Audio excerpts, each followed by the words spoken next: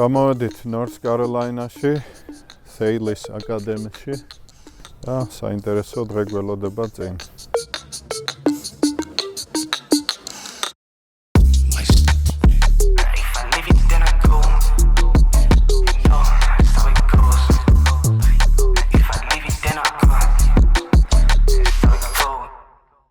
Hello, welcome. Hi, how are you?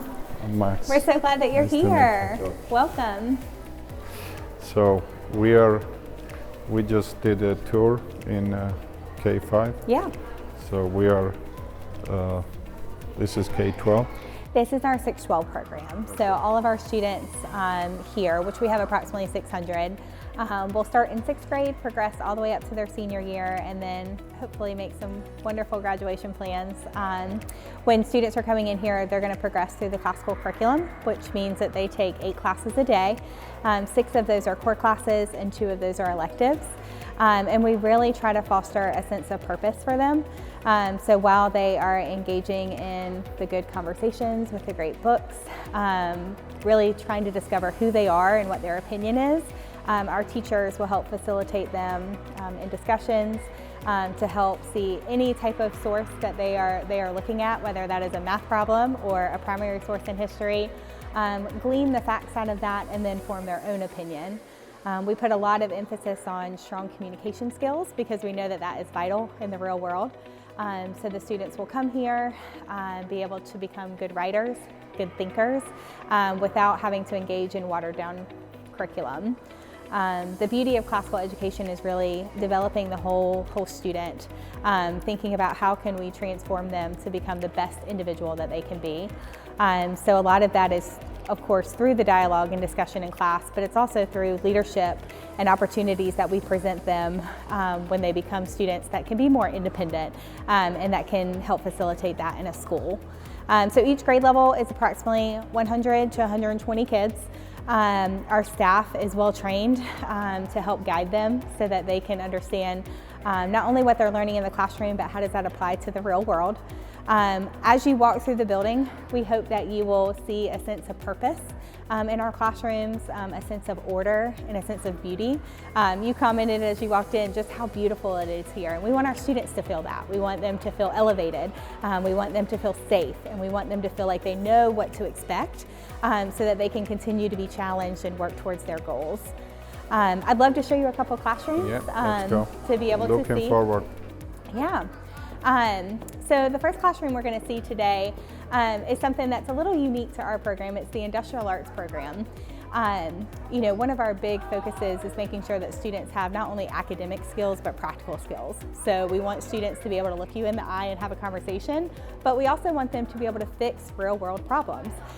So in this classroom, they will learn the basics of engineering, which would include basic woodworking, STEM projects, being able to look at basic plumbing, just basic household arts, so that they can solve problems when they become adults and don't have to necessarily call someone to fix that problem for them. So basic plumbing. Yes, so they will learn all the outs of what we call household arts. So right now they are building some rockets that they have designed. So they start from the very beginning of drawing their design, thinking through what the process is, to then go to the building phase. So you'll see Mrs. Polly Castro working with the students right now as they're actually building it. Then they will test it. They will be able to adapt what that problem is so that they can effectively use it.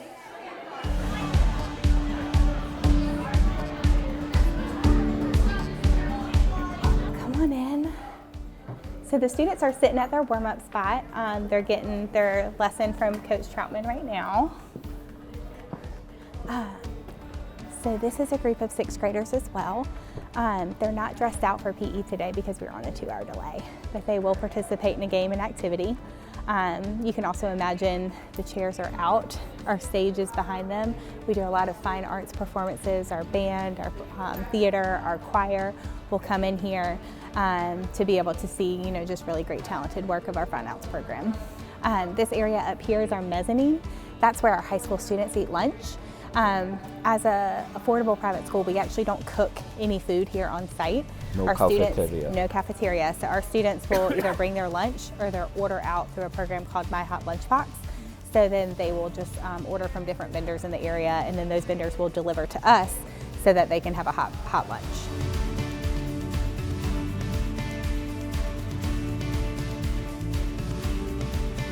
Our Thales outcomes, they're posted right here on this sign. They are 15 things that we are aiming for in all of our graduates, all of our students. A lot of them are related to ideas of virtue and integrity, just being a good citizen. And so this display represents the different 15 outcomes. The first one is the most important to us, and that's integrity. We expect our graduates to demonstrate unfailing integrity, which to us means that they mean what they say, they do what they say they're going to do, and they do that regardless of who's watching them. So the students will get trained on all of those tools and then learn how to develop software to then print on your 3D printer, basic CAD software, absolutely. They will get their certification in SolidWorks and then also get trained on all of these different tools to create those projects. The goal is that they get a survey of engineering throughout their years here in high school, so then as they make post-graduation plans, they can plan which avenue they want to go. We do this for two main reasons. One, Bob Luddy, our founder, he's a creative engineering innovator. That's how he made his money, so that's important to what we do. But also, when we're studying things like philosophy and big ideas, we also want to make sure the students are grounded in the real world and use that critical thinking that we were talking about, use that for a specific purpose to solve a problem. So it helps us coach that aspect. I was expecting everything but not table saw in this class. So Yeah.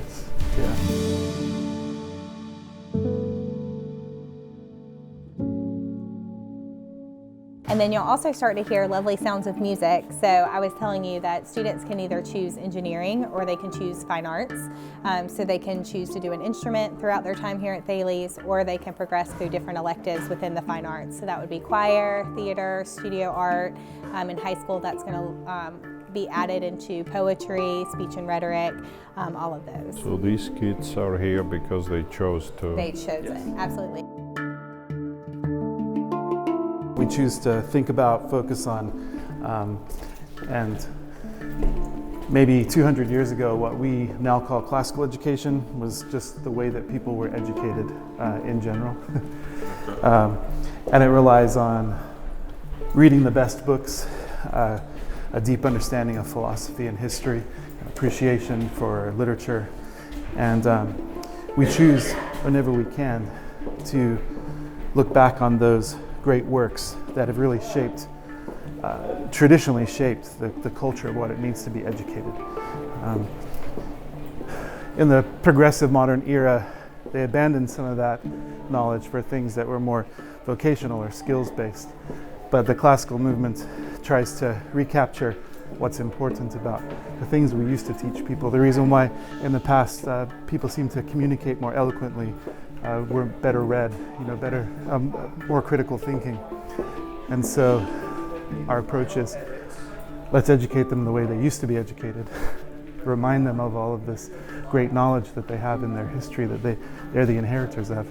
And the great principles like freedom, that have really established America as this unique experiment in human history and democracy. And we do teach a series of classes in economics and business, and we take an Austrian economic approach to those classes because we think that's what makes capitalism work, for lack of a better phrase. Not bureaucracy. Yeah, yeah.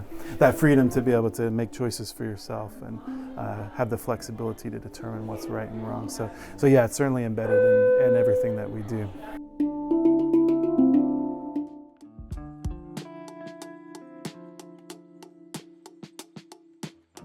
We do, yeah. At the end of the first semester, we have a midterm exam in high school, and it's cumulative based on everything they've studied. And then at the end of the year, there's a final exam, which again is cumulative. It's a year-long exam. Can you fail and not be allowed to move forward? Not the exam by itself. We don't consider the grade on the exam to be a total determining factor in the test. It represents roughly about 25% of their overall grade for the class, those midterm exams. So mathematically, you could fail the exam and still pass, but you would have a poor grade in the class, a lower grade in the class. And then as a private school, we aren't required to do state testing. Instead, we will choose per grade level a national test that will rank the students amongst their peers, but we aren't mandated to do an EOC or EOG like you would see in public school. So you still have to play some government roles? A couple. Yeah. Most of that is through our funding through the scholarship program through the state of North Carolina. We're fortunate that they passed that last year, so we do have to submit test scores to the state to be able to receive that funding. This is a different math class, if you would like to observe that. Logistic reasons, yeah. Just we try not to have classes in here, but a couple times a day we have to do that. There's really only two things that we're required to comply with for the state. One is our attendance reporting. We have to show that our kids are in school. And then the second one is our standardized tests demonstrate that we are actually teaching them something, that we are doing a good job. But our standardized test scores generally are much higher than you would see in the public school system around us. Yeah, the way I'm real estate agent, so when buyers come to me, they look at school districts and they have some kind of rankings. Yeah. Blue ribbon schools, this, that, Yeah. So you compete with public schools with those good grades? Generally speaking, our scores are going to be much higher. So we use the SAT, for example. Our senior class will score somewhere from 150 to 200 points higher on the SAT than the averages of the public schools around us. So we're actually competing with private schools in the state. Private schools tend to have smaller class sizes, more rigorous curriculum, and so they're outperforming the public schools. Our trick is that we are private but also affordable, so our demographic is different. So we're proud of the fact that we're competing with those private schools in terms of the quality of the education that we get, but we're making it available to as many people as we can because our price is low. So it's not just those who can afford it who can buy the education. It's really. But compared to the best public school in the area, let's say. Yeah, there may be one good public school, the magnet school that focuses on, say, math and science. They might have scores similar to ours, but we will outrank the majority of them. Well, our averages, we look at, the local city averages, the state averages, the national averages, and again, we're usually around 100 to 150 points higher per grade level. Like the others, first building we saw. You have a waiting list too? We do. And so what's unique about our building, because it's a little bit larger, is we will actually take those students from 5th grade to 6th grade, but also open up spots to others from different campuses or different programs. Yeah. So we tend to have a wait list in 6th grade and 9th grade because that's the beginning of our middle school, beginning of high school when students are trying to get in. We're very vocal up front about what we're about, what we can offer. So people are choosing to come here for a reason. So if those issues do come up, we just go back to our mission statement, we go back to what we're about, and that will help resolve the issue. We really feel like we're trying to shield our students as much as possible from that. And something important to us is eliminating distractions. That's why we don't allow cell phones in the classroom. We don't allow a lot of contact, or freedom of movement in and out of campus. We're trying to get focused on the education. And often we find those kinds of peer pressures and cultural pressures are just another distraction to trying to teach them.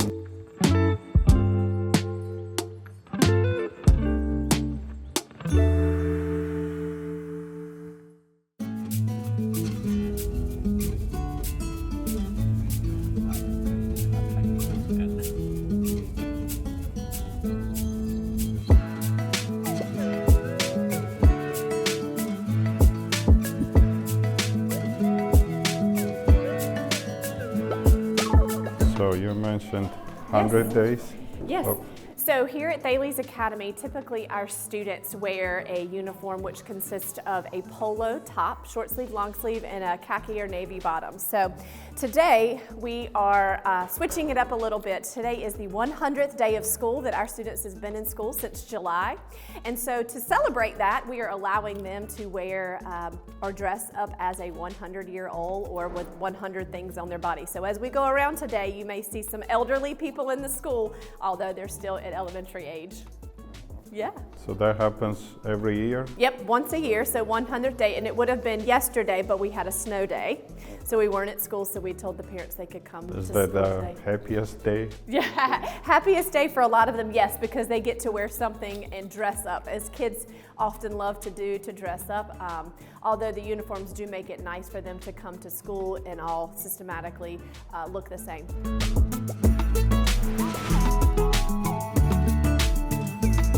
In this building specifically at our campus, we have first grade, second grade, third grade, fourth grade, and fifth grade. On the bottom floor here, we have first grade. On the back wall that we'll go around and peek in is second grade. And then we'll head upstairs to see third, fourth, and fifth grade. A lot of them, because we are on a delayed schedule today, will be doing, they're altering their reading and math, which are typically very first thing in the morning. So the first classroom we're gonna go to is fifth grade upstairs, where they're gonna be doing reading, and you'll be able to see direct instruction and how the lesson goes in the classroom. Sound good?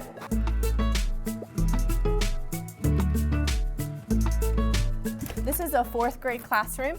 In here, their students are working in spelling right now.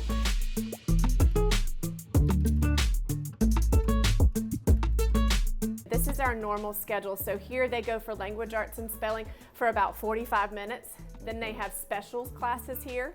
And then for reading is a little over an hour in there. And so that's instructional time, and then a little bit of homework time added in at the end that students can start their work, because every night they have reading homework and math homework in there too. And then they transition to their math class, which is about an hour and 15 minutes. And then they have lunch, and then the rest of the afternoon, handwriting, study hall, recess, history, and science time. And breaks between? Well, they changed classes. So I'm not sure if Mr. Letty told you this. So we skill-based group on students when they come in for an interview. So students report to homeroom very first in the morning, and then they switch classes, and they're with a different group of students for reading, a different group of students for math. Okay. And then they go back to homeroom. So they come in this morning, then they move to this class. And then in a few minutes, they'll move to the specialist class. So they're constantly up and moving. They don't stay in the same classroom all day long. Not age-based? It is age-based. It is age-based. So this is all fourth grade students. So why we do that is because the teachers are able to teach the reading curriculum to the group of kids in their classroom, and they're learning about on the same level, the same speed as maybe another class next door that needs a little bit more support in that as well too. So and our curriculum helps supporting that by putting in assessments and into every 5 or 10 lessons depending on the grade level of the students too. So yeah, a lot of movement in here. So here in the United States too, for a long time ago, 100 years ago when I lived, right? My middle school and my high school looked very much like this.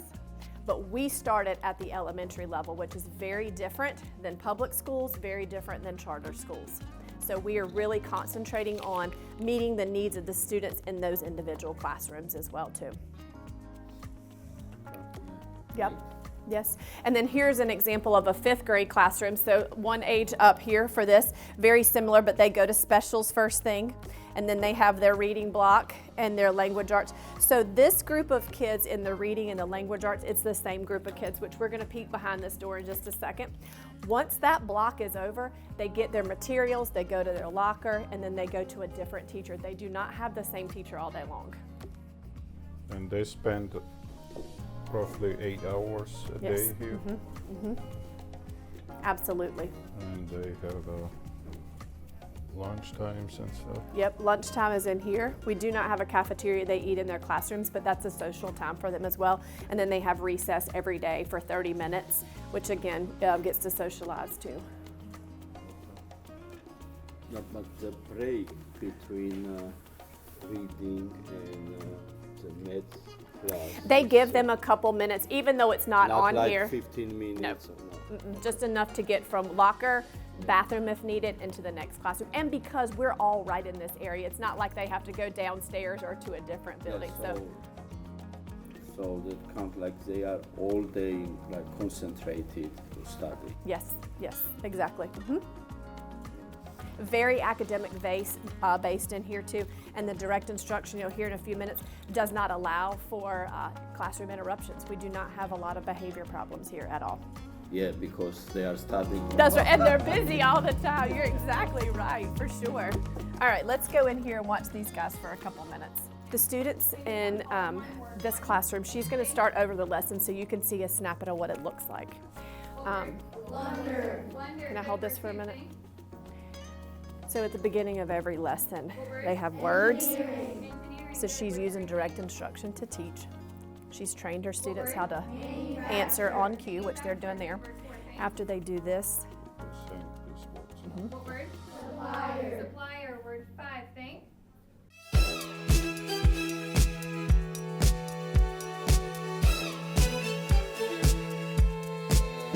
Top word 1, what word? Villa. Next. Facility. Next. Surgeon. Next. Surgery. Next. Amputate. Next. Amputation. Next. Amputee. Good, fastest, get ready. So all 5th grade right now are all teaching reading. All 5th grade teachers are teaching reading, but to different groups of children. So one thing I didn't tell you yet before we walked in there, we have 4 5th grade classrooms. This classroom here was doing reading 5, 5th grade reading, okay? We're gonna pop in another. The next door neighbor here is teaching reading 5. A gentleman around the corner is teaching reading 5. And then we have one teacher with the 5th grade students who teaches an above level course, and that's called Advanced Reading 5. And that's the case for every grade level because not all kids are the same and some need a little bit more challenging work. So changing classes, we're able to do that with them. So in 4th grade, 3 of the classes are working on grade level and 1 works above grade level with that age group. So these 2 classes are on the same level? Yep. We have 3 of them. He's around the corner though. Same. Yes, and we'll pop in one so you can just see a little bit of a difference. Our 5th graders who are working in a little bit in that advanced reading class, they do novel studies, which prepares them ultimately for 6th grade in a sense too. So they're around the corner. We'll look in there too to see. You do testing before? Sure, yes. And because, decide, like, yes, exactly. And that's the same thing for math. But we also, yes, this is the advanced novel ones as well too. Their instruction comes from novel studies. But yes, how we determine that is when they interview here or when they start in kindergarten. That may continue all the way up until 5th grade.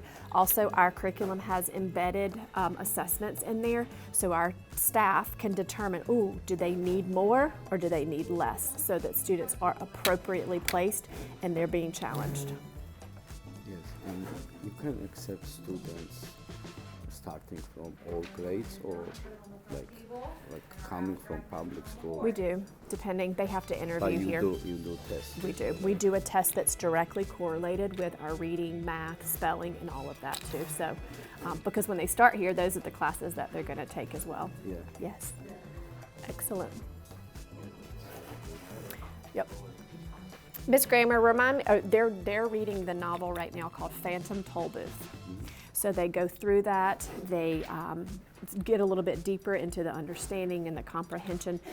Ultimately, the whole grade level will do novel studies in the next 9 weeks, which will start in April, and that better gets them prepared for what's to come in the junior high.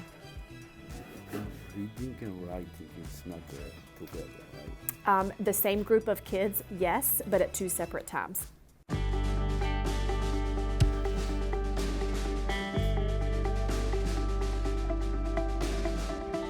So when you see language arts on the schedule, that means they're teaching the grammar, singular, plural, nouns, adjectives, prepositions, as well as embedding writing into that as well too. You have 4 languages, like Spain? We do Spanish. Where's their specials right here? They do Spanish. They have it 1 day a week. Yep. And then when they transition to the junior high school, all 6th graders, 7th graders, and 8th graders have to take Latin. Wow. I know. Yes, yes. And then they can switch from Latin to Spanish if they want when they go to high school. It's interesting too, I had a student that went, my personal kiddo was over there for 6th to 7th grade. He loved Latin, had never taken it before, picked it up very quickly too, so. There's a strong emphasis on there. It's a like third language, but they can like speak that language. Yes, they That's learn like it more. like a philosophy. They learn Like it a because, reason. yes, because of the root words and how it, you know, very much backs up to our English language as well too. Yes. Yes. Yeah, because it's the same group. Yes, exactly.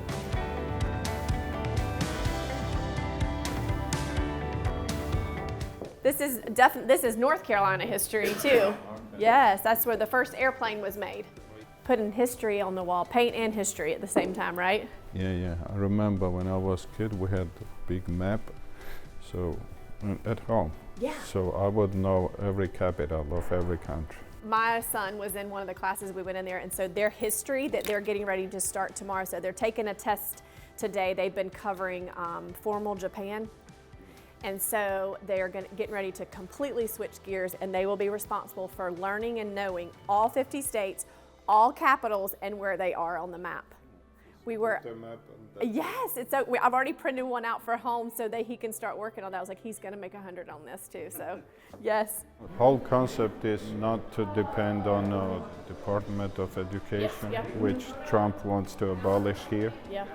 Same thing. We want same there, so no accreditation, nothing. Just So here's an example. This is 1st grade.